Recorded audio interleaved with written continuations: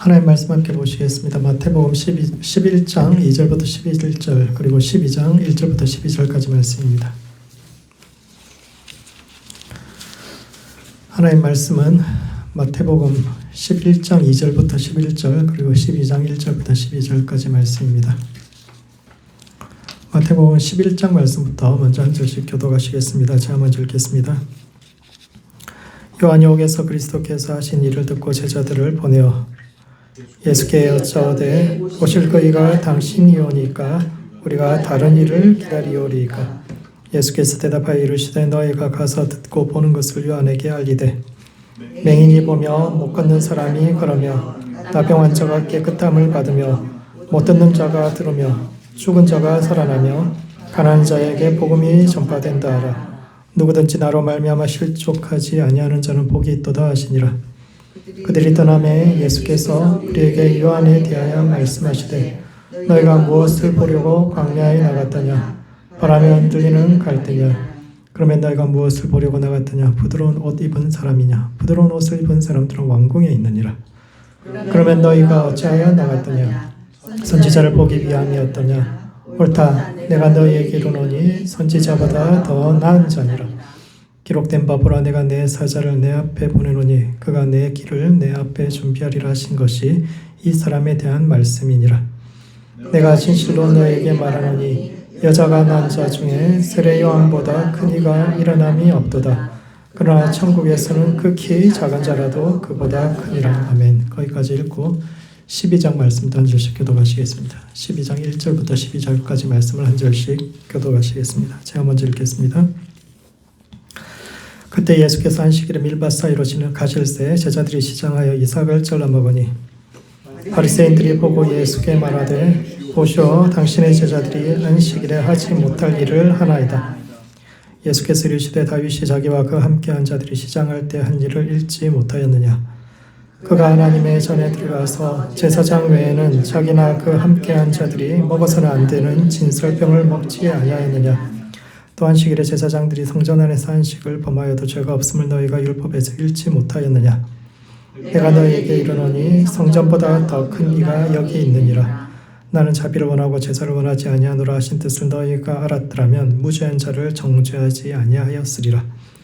인자는 안식일의 주인이라 하시니라. 거기에서 떠나 그들의 회당에 들어가시니 한쪽 손 마른 사람이 있는지라. 사람들이 예수를 고발하려 하여 물어 이르되 안식일에 병 고치는 것이 옳으니까. 예수께서 이르시되 너희 중에 어떤 사람이 양 한 마리가 있어 안식일에 구덩이에 빠졌으면 끌어내지 않겠느냐? 사람이 양보다 얼마나 더 귀하냐? 그러므로 안식일에 선을 행하는 것이 옳으니라 하시고. 아멘. 거기까지 읽겠습니다. 마태복음은 예수님의 말씀과 행동이 5번씩 반복되는 구조로 구성되어 있는데 이런 말씀과 행동이 일치해야 한다 이런 의미를 지니고 있고 또 모세오경이 이제 5권으로 되어 있기 때문에 예수님의 말씀도 그 5가지 틀에 맞춰서 구성한 것으로 보여지는데 그 중에서 11장과 12장 오늘 우리가 함께 읽었던 이 본문은 예수님의 두 번째 행동의 모험집으로서 교회가 어떤 존재인지 하나님의 백성이 어떤 자들인지 그리고 그들이 세례 요한이나 바리새인들과 어떻게 다른지에 대해서 설명하고 있는데 이 말씀이 오늘을 살아가는 우리의 삶과 신앙에 던지는 의미가 무엇인지에 대해 함께 생각해보는 시간을 갖도록 하겠습니다. 첫 번째, 지금 이곳에 현존하는 하나님 나라를 살아가는 것이 예수님의 길입니다. 요한의 제자들이 오실 그이가 당신입니까? 아니면 우리가 다른 일을 기다려야 합니까? 라고 질문했을 때 예수님께서 맹인이 보며 못 걷는 사람이 걸으며 죽은 자가 살아나며 가난한 자에게 복음이 전파된다 라고 전하라고 말씀하셨는데 이는 첫 번째, 우리가 신앙이 추구하는 길이 무엇인가? 우리 신앙이 추구하는, 기독교가 추구하는 길이 무엇인가를 설명하고 있는 내용들입니다. 사람은 이름을 짓는 존재요. 이름의 존재는 특별함입니다. 다른 존재와 구별할 수 있는 어떤 것이 있어야 이름을 지을 수가 있습니다. 들판에 나가서 꽃을 보시면 여러분들 몇 가지의 꽃 이름을 아십니까? 자, 저는 나가면 전부 다 잡초예요. 뭐 코스모스하고 장미 몇 가지만 알지 나머지 다 제 눈에 다 똑같은 잡초고 잡풀이고 그냥 들꽃에 불과한데 아는 사람들은 다르죠. 이것과 이것을 구분할 수 있으니까 이름을 다르게 붙여줍니다. 그 다른 것과 차이점이 이름을 붙일 수 있는 근거가 되는데 사람도 마찬가지입니다. 우리가 어떤 이름을 가질 수 있다는 것은 다른 사람과 다른 존재라는 뜻이죠. 그래서 옛날에는 이름을 갖는 것이 굉장히 큰 특권이었던 겁니다. 과거 평민들은 이름을 갖지 못했고 양반들이나 귀족들만 이름을 가질 수 있었죠. 왜 그런 귀족과 평민의 차이가 뭘까요? 그 사람들이 힘이 있고 권세가 있고 부자고 그러니까 귀족일까요? 아니면 우리와는 다른 귀족이라는 그 사람들의 기본적인 우리와 뭐가 다를까요? 왜냐하면 우리 평민들은 이름을 가질 수 없는 사람들입니다. 그냥 다른 사람과 구분이 안 되는 거예요. 아무 데서나 만날 수 있는 흔한 인생, 남들과 구분할 필요가 없는 그런 존재이기 때문에 평민들한테 이름을 주지 않고 그에 반하면 귀족은 자기 뜻대로 살 수 있는 거예요. 자기가 뜻을 세워서 다른 사람들과 다른 아무 데서나 볼 수 있는 흔한 삶이 아니라 자기가 원하는 인생을 살 수 있는 그런 사람들 귀족이고 그것이 그 사람들이 이름을 가진 이유고 그래서 과거 왕들이 가장 크게 은혜를 베푸는 것 중에 하나가 성을 주는 겁니다. 어떤 사람에게 너와 너 가문은 이런 성을 가지고 살아라. 이 이야기는 그와 그 가문은 이제 평생 대대로 특별한 삶을 살 수 있다. 너는 어디서나 흔히 볼 수 있는 존재가 아닌데 이걸 왕이 인정해 주는 겁니다. 이와 같이 과거의 이름은 어떤 특별한 의미를 가지고 있었는데 이것은 집단도 마찬가지입니다. 사람이 모여서 만든 집단도 다른 집단과는 다른 구별되는 자신들의 이름을 만드는데 어떤 이름은 역사 속에 오랫동안 기억되는 반면 어떤 이름은 금방 잊혀지는데 가장 오랫동안 남은 이름 중에 하나가 그리스도인이라는 이름입니다. 예수님을 따르는 자들이라는 뜻의 그리스도인은 요한의 제자나 바리새인보다도 훨씬 오랫동안 살아남았는데 그 이름은 다른 이름들과 어떻게 다르고 어떻게 그렇게 오래 살아남을 수 있었는가를 11장과 12장이 이야기하고 있는데 그런 점에서 먼저 11장에서 요한의 제자들과 비교해 볼 필요가 있습니다. 예수님은 요한을 선지자보다 더 나은 자라고 말씀하셨는데 이것은 요한이 선지자들의 모든 메시지를 완성한 사람이라는 뜻인데 그렇다면 선지자는 어떤 사람들일까요? 선지자를 여러 가지로 정의할 수가 있겠지만 본질적으로 선지자는 현재를 살아가는 사람이 아니라 미래를 살아가는 사람들 그리고 오는 세상 지금 현존하는 이 땅이 아니라 오고 있는 저 세상을 기준으로 살아간 사람들이 선지자들입니다. 많은 사람들이 현실에 굴복하여 하나님 백성의 정체성을 버리고 이 세상과 타협하고 그렇게 그냥 살아갈 때 그들은 지금 이곳이 아니라 지금 멀리서 이곳을 향해 오고 있는 그 세상의 삶의 기준을 두고 그리하여서 불의한 현실과 타협하지 않고 꿋꿋이 자기 길을 간 사람이요 요한은 그 길의 마지막에 있는 사람입니다. 요한은 예언자들이 이야기했던 하나님의 산이 모든 산 위에 높아지고 열방이 그분의 가르침을 받기 위해 달려오며 지금껏 하나님의 백성을 괴롭혔던 이방인들이 그들의 문지기가 되고 양치기가 되는 대역전의 시대를 소망하며 살았던 사람이요 결국 그 말씀 때문에 목이 베어서 죽었던 그런 사람이지만 그럼에도 불구하고 요한의 영성에는 한계가 있는데 왜냐하면 그들은 이곳이 아닌 저곳만을 바라보며 살아가는 이들이기 때문에 그들의 가장 큰 강점이에요. 이곳이 아닌 저곳을 살아가는 사람들 그것이 그들의 가장 큰 강점이지만 또한 그들의 가장 큰 약점이기도 한데 그들은 이 세상은 저 세상과 비교해서 이 세상은 불의한 세상이요 따라서 이 세상에서의 이 땅에서 행복과 기쁨을 추구하는 것은 수준 낮은 신앙이며 따라서 참된 신앙은 그 나라가 임하도록 이 땅에 임하도록 정기적으로 금식하고 기도하며 나라를 위해서 통곡하고 세상과 거리를 두고 영적인 일에 몰두하는 것이라고 생각했으며 이에 영향을 받은 일부 그리스도인들 역시 그런 것이 진짜 영성이라고 생각하며 살아갑니다. 복음서에서 예수님께서 우셨다는 기록은 있는데 울었다는 기록이 없어요. 그래서 웃는 사람은 복음적이지 않다. 이렇게 사람들이 이야기하기도 했습니다.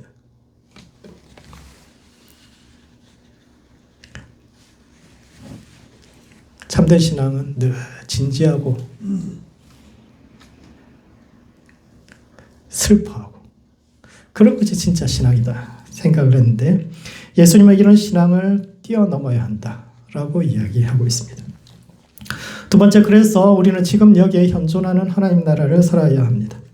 그렇다면 예수님의 길은 어떻게 요한의 길과 다른가? 이에 대해서 예수님은 자신과 요한의 차이를 장터의 아이들의 비유를 통해서 설명합니다.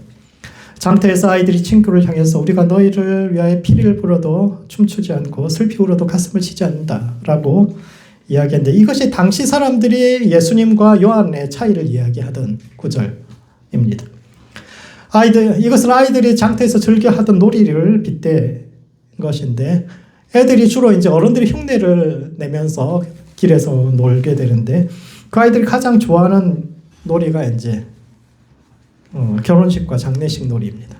너희를 위해서 피리를 불어도 너희가 춤추지 않는다. 이것은 결혼식 놀이를 빗대는 겁니다. 막 결혼식하고 장례식이 옛날 아이들이 보기에는 특별한 일이잖아요. 평소에 있지 않고, 결혼식과 장례식에는 그냥 아무나 가서도 맛있는 걸 먹을 수 있고, 그 애들 입장에서 되게 좋은 겁니다. 흉내내고, 어른들이 막 춤추고 막 이런 것도 흉내내고, 옆에서 아이고 이런 것도 흉내내고, 뭐 그러고 나서 또 가서 밥 한 그릇 얻어먹고, 그러니까 애들은 좋아하는 놀이입니다.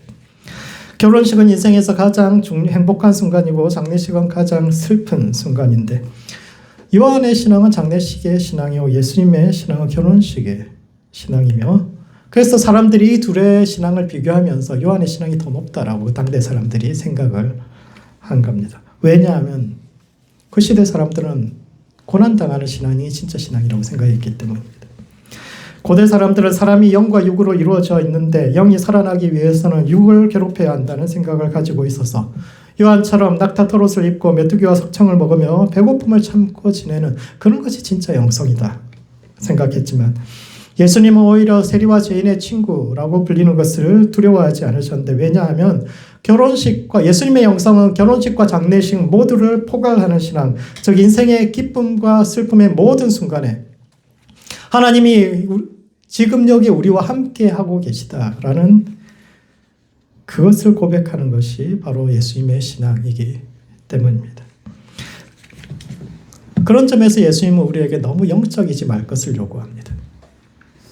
영적인 것에 집착해가지고 이 세상의 건 아무것도 아니고 세상의 문제에 매여서 고민하는 것은 가치 없다고 이야기하거나 그런 것을 세속적이라고 무시하며 오직 다음 세상을 바라고 살아가는 것만이 영성이라고 주장하는 것은 이 세상을 지으신 하나님이 실패했다고 이야기하는 겁니다. 다음 세상만이 의미가 있다고 이야기하는 것은 이 세상에 대해서 하나님이 가지고 오신 그 모든 계획이 완전히 실패해버렸다, 이런 것을 고백하는 것인데 정말 그런가라고 질문하는 겁니다. 그런 점에서 예수님은 역사를 구속하시는 하나님에 대해서 이야기하죠. 이 세상은 실패한 것이 아니라 하나님은 이 세상을 완전히, 이 물질적인 세상도 완전히 구원하실 것이다 라고 이야기합니다.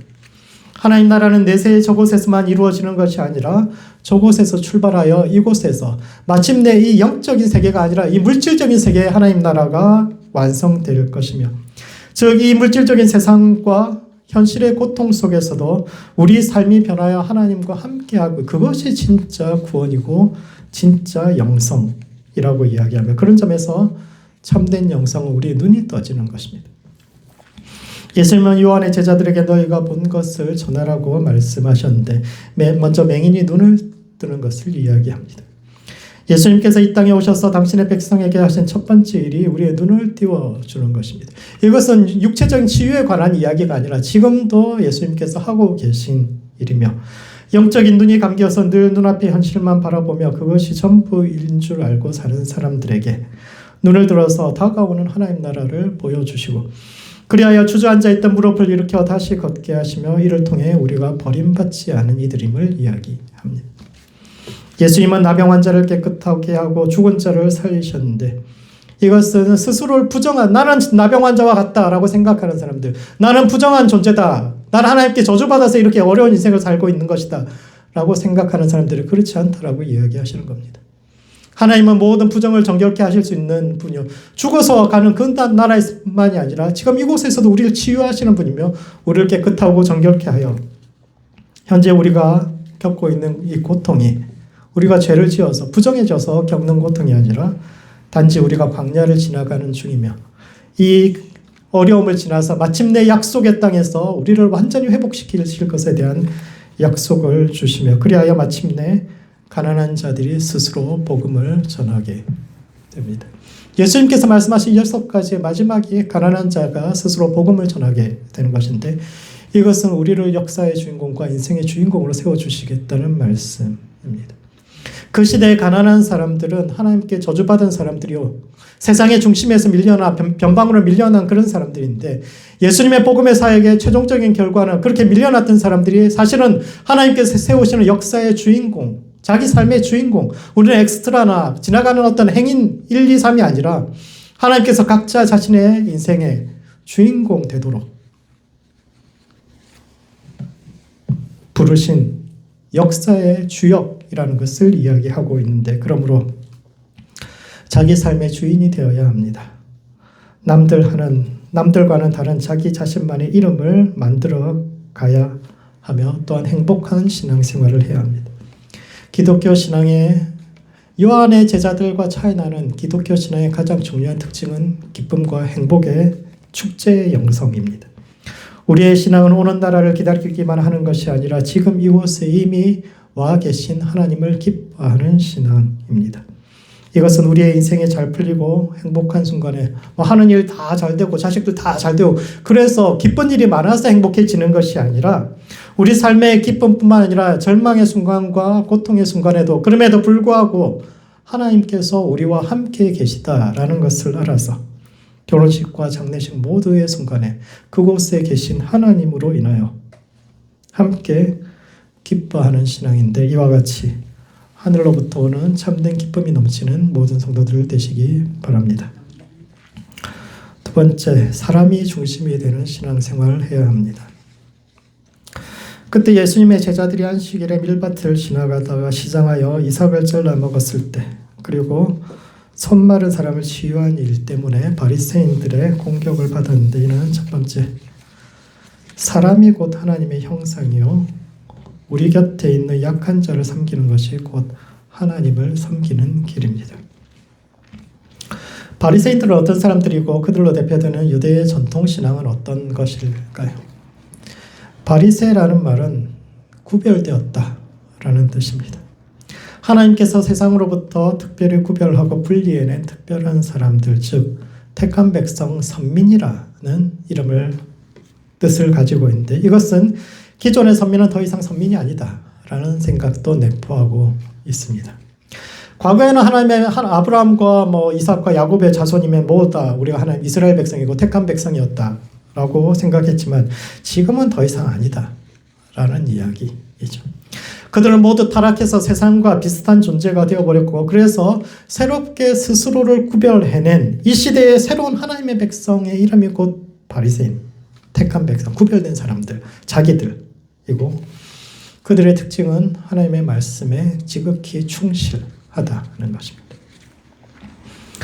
그들은 안식일에 밀밭을 지나가던 제자들이 이삭을 잘라 먹은 것이 잘못되었다라고 이야기하는데 우리 법에 따르면 지나가다가 남의 밭에 들어가서 찝어 먹으면 그거 절도잖아요.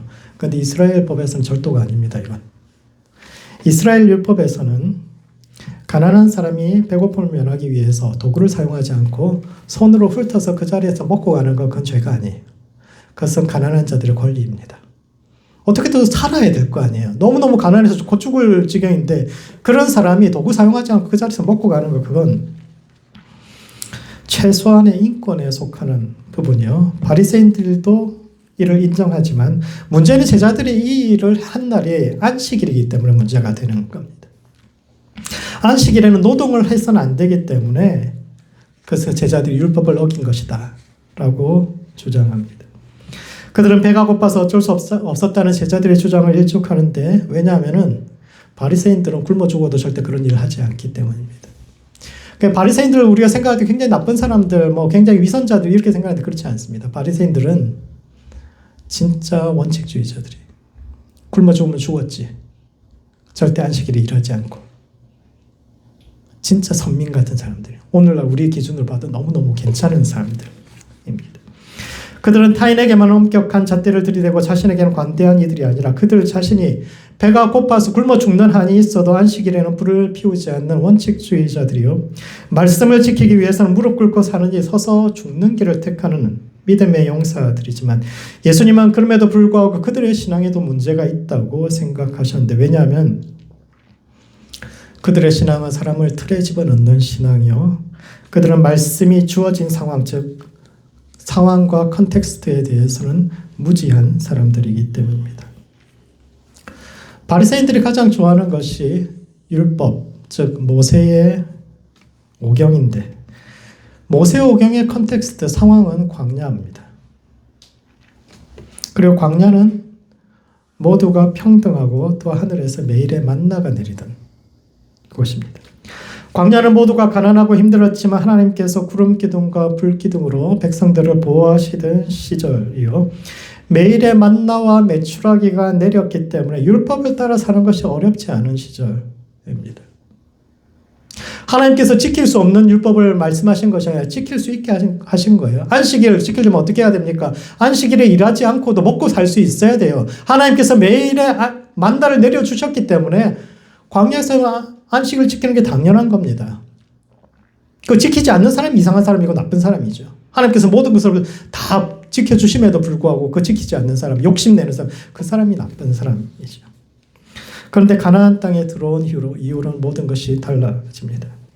가나안 땅은 더 이상 하늘에서 만나가 내리지 않는 땅이요. 각자가 자신의 삶을 책임져야 하는데 삶의 근본이 되는 땅을 부자들이 독점하고 가난한 사람들이 일주일에 하루도 쉴 수 없도록 하루 쉬면 하루 굶어야 되는 그런 상황을 만들어 놓고 안식일에 쉬지 않는 것은 율법을 어기는 것이라고 주장하는 것이 정말 하나님의 뜻일까 생각해 보아야 합니다.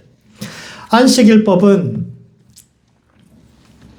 일주일에 하루 쉬는 그것으로 끝나는 것이 아니라 그 뒷구절들을 보면 7년에 한 번씩 빚진 자를 탕감해주고 종들을 풀어주는 안식년법과 연관되어 있으며 그 뒷구절에 보면은 매 7 안식년이 지나는 해 50년이 되는 희년에는 샀던 땅도 원래 주인에게 돌려주라는 희년법과 함께 연결되어 있는데 사람들이 항상 말씀대로 살아야지 하는 사람들이 안식년과 희년에 대해서 이야기하지 않습니다.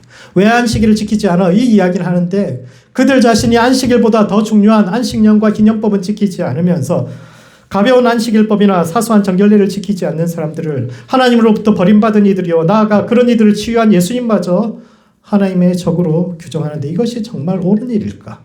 질문해야 합니다.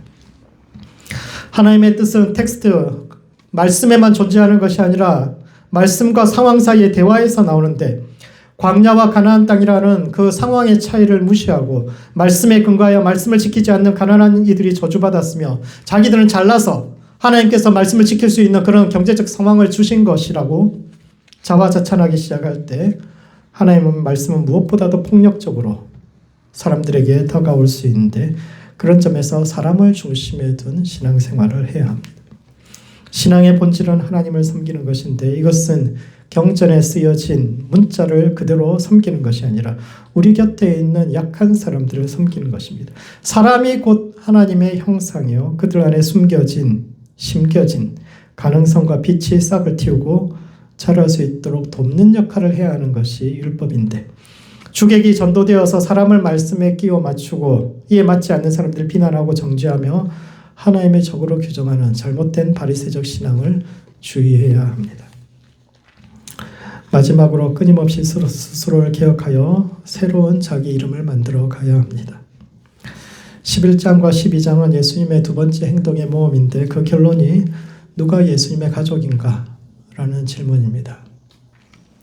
12장 마지막에 보면 예수님의 어머니와 형제들이 예수님을 찾아와서 밖에 섰는데 예수님께서 주변을 둘러보시면서 누구든지 하늘에 계신 내 아버지의 뜻대로 행하는 자가 내 형제요 자매라고 말씀하셨는데 재미있는 점이 이 말씀하시기 직전에 쫓겨난 귀신에 대한 비유를 말씀하셨다는 것입니다. 더러운 귀신이 귀신 들린 사람이 있어서 그 귀신을 쫓아냈더니 그 귀신이 나가서 물 없는 곳으로 다니며 쉬기를 구했지만 쉴 곳을 얻지 못하여 다시 돌아왔더니 그 집이 잘 정돈되어 있길래 가서 자기보다 더 악한 귀신 7을 데려와서 다시 그 집에 거했다라는 비유를 하셨는데 이것은 그들의 반복되는 비극적 역사에 관한 이야기입니다. 이스라엘의 역사는 끊임없는 이방인들에게 침입당하고 고통당하던 역사입니다. 바벨론을 몰아내면 페르시아가 오고 페르시아를 몰아내면은 그보다 더 악한 그리스가 찾아오고 그리스를 몰아냈더니 다시 로마의 지배를 받는 그런 역사였는데 왜냐하면 귀신을 쫓아낸 그 자리에 하나님을 모시지 않았기 때문이다 라고 이제 그 시대 사람들이 생각합니다. 귀신이 다시 찾아올 수 있었던 이유는 그 집이 정돈되었을 뿐 아무도 살지 않는 빈집이었기 때문인데 이것은 하나님의 백성이 스스로의 정체성을 굳건히 하고 연합하여 한 마음으로 하나님의 뜻을 섬기는 삶을 살지 않았기 때문에 하나님께서 이방인에게 그들을 계속적으로 넘기신 것이요. 이는 또한 매 시대마다 스스로를 개혁하는 데 실패했기 때문입니다. 한번 하나님의 백성은 영원한 하나님의 백성이 아니라 시대마다 하나님께서 새로운 이름을 주셨는데 출애굽해서 광야를 나올 때는 이스라엘 백성이라는 이름을 가지고 있었는데 이것은 야곱의 12아들들이 연합해야 우리가 새로운 약속의 땅에 들어갈 때 그곳에는 12아들이 연합해서 함께 싸워야 그 땅을 차지할 수 있는 연합에 중점을 둔 이름이고 바벨론 포로기 이후에는 유대인이란 새로운 이름이 사용되었는데 이것은 포로로 끌려간 곳에서 믿음을 지키고 스스로를 정결케 하여 다시 한번 하나님께 자신을 헌신한 유대왕국의 후손만이 참된 하나님의 백성이라는 뜻이며 그리스가 지배하던 시대에는 목숨을 걸고 신앙을 지켰던 하시딤이라는 경건주의자들 그리고 그들의 후손인 바리새인들이 신앙을 개혁하고 대안을 제시했으며 근대에는 방법론자들이라 불렸던 감리교나 또는 새로운 침례가 필요하다고 주장했던 침례교 그리고 새로운 성령운동이 필요하다고 말했던 오순절과 같이 매 시대마다 하나님께서 요구하시는 신앙에 대해서 고민하고 새로운 이름을 제시하는 이들이 있었는데 이와 같이 오늘 우리에게 하나님께서 요구하시는 이름이 무엇인가를 고민해 보아야 합니다.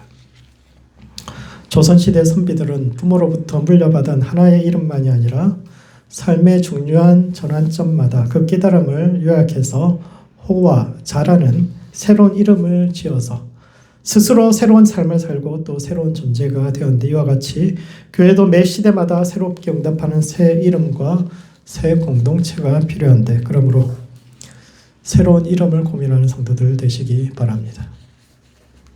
집에 가셔서 잘 고민해 보시고 자기 호를 한번 지어보세요. 내 호가 내 새로운 이름이 무엇이 되어야 될까? 인생이 이제 절반 이상 살았는데 이제 인생의 마지막 목표를 정하고 마지막 한 1, 20년, 2, 30년 이제 살다가 가야 되는데 내 인생이 끝났을 때 내 이름이 뭐라고 사람들에게 부모가 내게 주어진 이름이 아니라 나는 정말 어떤 이름을 세상에 남기고 가고 싶은가?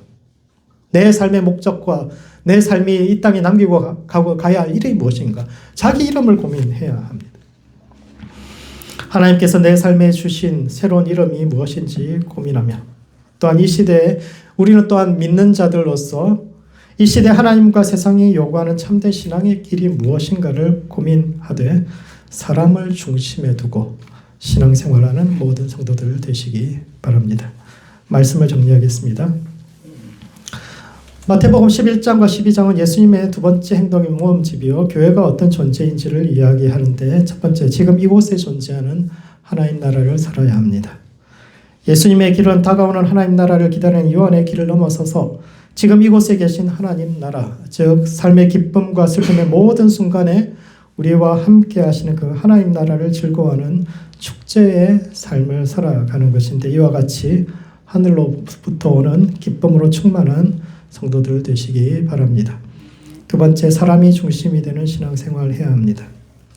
바리새인으로 대표되는 정통신앙은 말씀을 철저히 지키는 것처럼 보이지만 말씀의 전제가 되는 컨텍스트에 대해서 무지한 사람들이요 그리하여 사소한 흠결로 사람들을 비난하며 사람들을 틀에 놓고 통제하려는 신앙의 모습을 보여주는데 사람들을 자유케 하고 스스로를 개혁하여 이 시대 백성들의 삶에 의미를 줄 수 있는 새로운 신앙의 이름 그리고 하나님께서 주신 나의 인생의 마지막 이름이 무엇인지 스스로 고민해보는 모든 성도들 되시기 바랍니다. 기도하시겠습니다.